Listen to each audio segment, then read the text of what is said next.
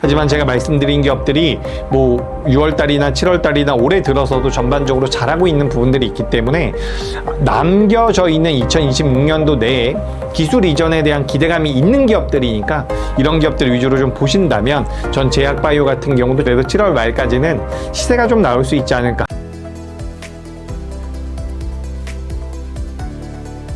매주 화요일 저녁 8시에 진행되는 무료 특강 아래의 링크에서 신청하세요. 그동안 자본시장의 자금이 AI와 반도체에 집중되면서 헬스케어 제약 업종이 상대적으로 소외됐는데요. 현재는 저평가 매력이 부각되는 구간이라는 의견에 대해 어떻게 생각하시나요? 네, 일단 저는 헬스케어, 제약, 바이오 이쪽 같은 경우는 꼭 보셔야 된다는 생각이 듭니다. 사실 근데 제가 이런 말씀을 한 달, 두 달 전에도 말씀을 드렸었어요. 그렇기 때문에 어떻게 보면 한 달, 두 달 동안 제약 바이오에 대해서 관심을 많이 가지셨을 테고 매매를 하셨던 분들도 많을 텐데 그 한 달, 두 달 동안 굉장히 좀 답답하셨을 것 같습니다. 하지만 우리가 사실 작년부터 올해까지 넘어오는 과정에서 대형주들이 굉장히 좋은 주가 흐름을 보이면서 오늘 매수하면 내일 수익이 나는 그런 구조가 어떻게 보면 많이 만연해 있는 상황인데 기본적으로 뭐 3개월 정도, 6개월 정도의 보유 관점, 보유 기간을 본다면 전 제약바이오 같은 경우는 지금부터는 꼭 관심을 가져보실 필요가 있다는 말씀 드리고 싶습니다.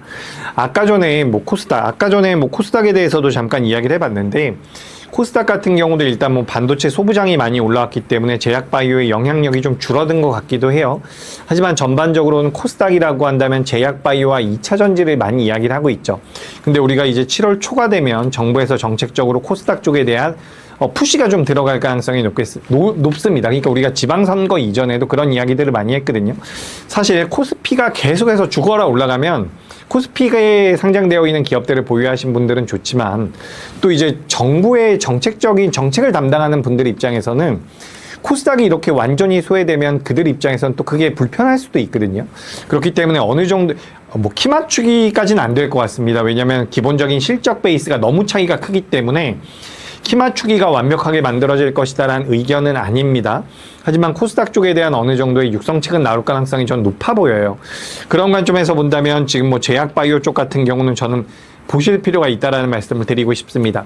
제가 앞서서도 뭐 한 달 전에도 말씀드렸고 두 달 전에도 말씀드려서 좀 지금 고생을 하셨겠습니다라는 말씀을 드렸는데 기본적으로 이건 좀 생각을 해 보셔야 돼요. 우리나라에서 코스피의 시가총액이 전체 시장 기준으로 봤을 때 거의 7,000조에 육박을 하고 있는 상태거든요. 코스닥 같은 경우는 약 600조 정도가 됩니다. 그럼 전체 시장이 뭐 7,500조 정도 된다라고 한번 해봐요. 근데 그 중에서 7,000조가 코스피라고 한다면 전체 계좌에서 80% 이상이 코스피라는 겁니다. 그러니까 우리가 기본적으로 제가 제약바이오에 대해서 말씀드릴 때도 항상 걱정 아닌 걱정이 되는 게 사실 뭐 이런 이야기들도 할 수가 있겠죠. 주식 투자라는 것은 뭐 예금이나 적금보다 높은 수익을 내기 위해서 내가 초과 수익을 내기 위해서 하는 거기 때문에 뭐 제약바이오 쪽에 대한 배분율을 높여가지고 수익을 극대화할 수도 있습니다. 하지만 주식을 처음 접하시는 분들이라든지 그러니까 말 그대로 초보 투자자분들 같은 경우는 코스피와 코스닥에 대한 배분율을 고민을 해볼 필요가 있다는 거죠. 그래서 배분율 관점으로 봤을 때 바이오 같은 경우는 전체 계좌에서 20%가 넘으면 좀 리스크가 있다라고 보시는 게 좋을 것 같아요.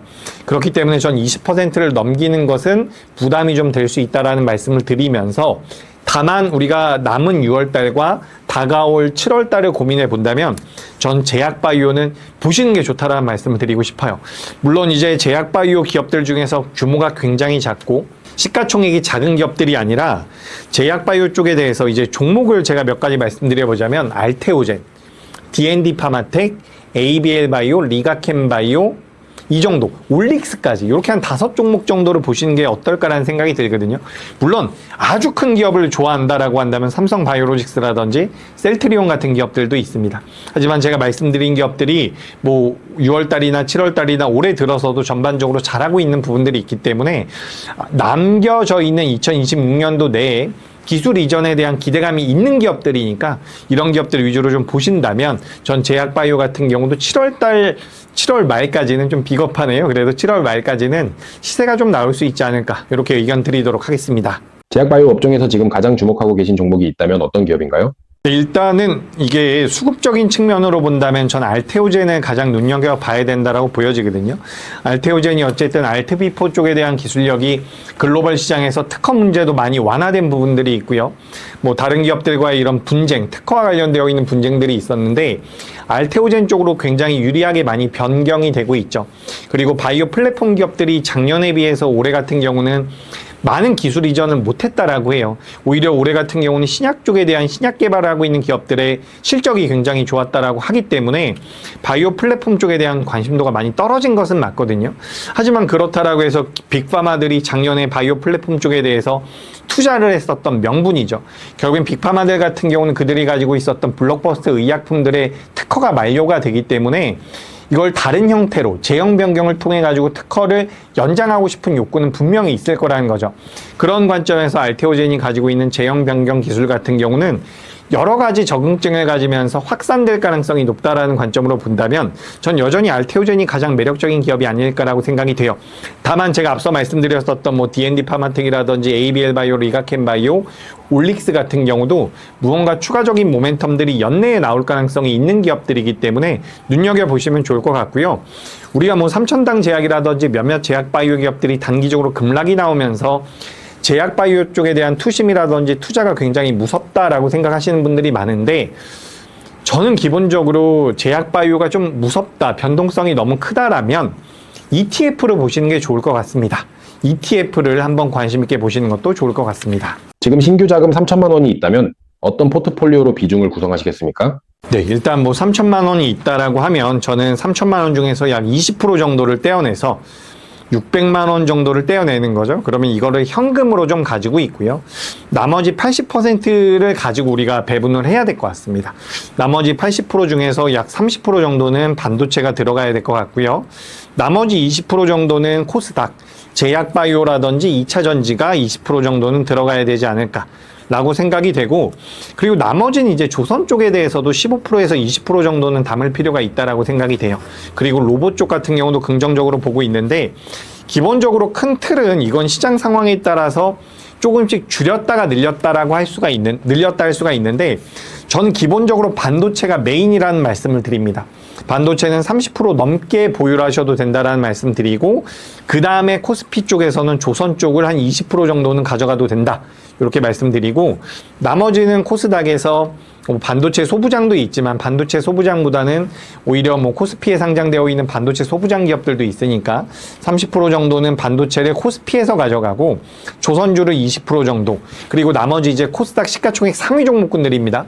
코스닥 150이라고 생각을 하셔도 좋을 것 같아요.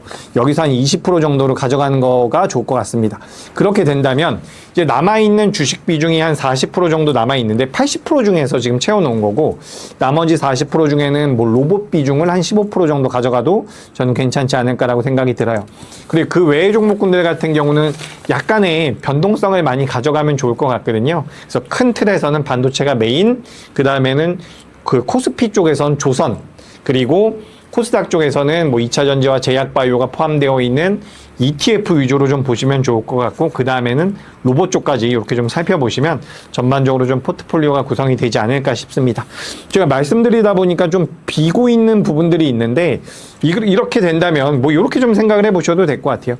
여기다가 그냥 현금 비중 20%를 반영을 한다면 반도체 30, 조선 20, 코스닥 20, 그리고 현금 비중 20이라고 한다면 10% 정도를 로봇으로 이렇게 좀 편입을 해도 괜찮겠다는 말씀 드려보도록 하겠습니다.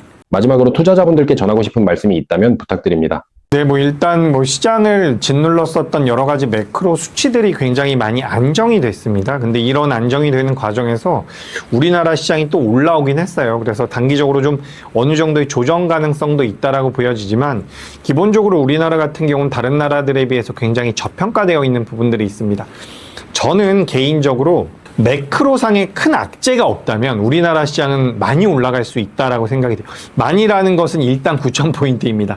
많이라고 표현하기는 좀 어렵겠네요. 일단 코스피 기준으로 9,000포인트까지는 열려 있다라고 생각이 되고, 그 과정에서 대형주 쪽의 주가름이 나올 겁니다.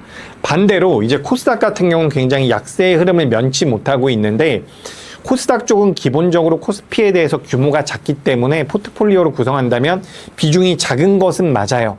다만 내가 좀 고수익을 노려보고 싶다라고 한다면 코스닥에서 시가총액 상위 종목군들 위주로도 포트를 좀 구성해 볼 필요가 있지 않을까라고 생각이 됩니다. 기본적으로 내가 반도체라든지 코스피가 없다면 반도체와 코스피를 매수하셔야 돼요. 그런데 만약에 내가 이미 반도체와 코스피에 대한 비중이 많이 늘어나 있는 상황이라고 한다면 다른 쪽, 그러니까 코스닥 쪽이라든지 코스닥에서 그동안 많이 못 올라왔었던 쪽에 대한 관심도 필요하다라는 말씀 드리면서 환율이 다시 한번 뭐 1560원을 넘어가거나 뭐 유가가 갑자기 배럴당 90달러를 넘어가거나 미국의 10년물 국채금리가 다시 한번 4.5%를 넘어가거나 이런 상황이 아니라면 일단 시장에 나와 있는 악재는 전부 다 글로벌 증시에서 해소가 됐다라고, 소화가 됐다라고 좀 판단하고 있거든요. 그래서 뭐 BOJ도 있고요, FOMC 회의도 있고 여러 가지 이벤트들이 있는데 큰 흐름 자체는 아직까지 우상향을 이어갈 가능성이 높다. 이렇게 의견 드리도록 하겠습니다.